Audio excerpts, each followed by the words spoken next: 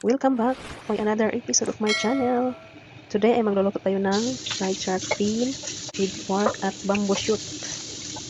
Bagong menu naman to ng aking employer. Ako ang pinapaluto niya. Ito yung mga ingredients. Shark fin, bamboo shoot, pork, spring onion, ginger, at stem of spring onion. Ito pala yung dried shark fin. Si employer lang po ang nagpa-process nito kung paano palambutin, siya ang nagluluto. Yan, niluluto na niya. Then after niya pinakukuluan, hinugasan siya ng running water.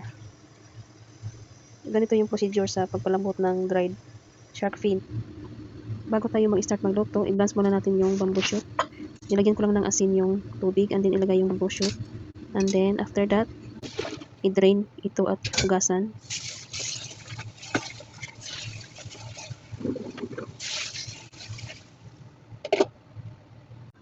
Then yung shark fin, i-blanch natin din ito na mga about 10 seconds lang kasi malambot na po ito. And then, i-drain at hugasan ng tubig.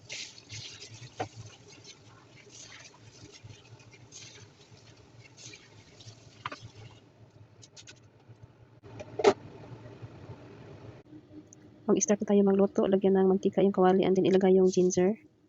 Then i-pan-fry natin yung pork ng sandali.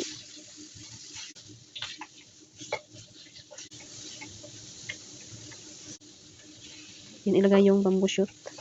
I-fry-fry lang din ng sandali. Then lagyan natin ng cooking wine, chicken broth, lagyan ng hot water, dark soy sauce.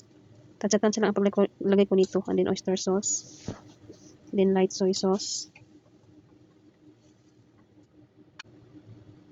then chicken powder, ground white pepper, sugar. Pakuluan lang ito ng mga about 10 minutes. After 7 minutes, ilagay na natin yung shark fin na na-blanch kanina.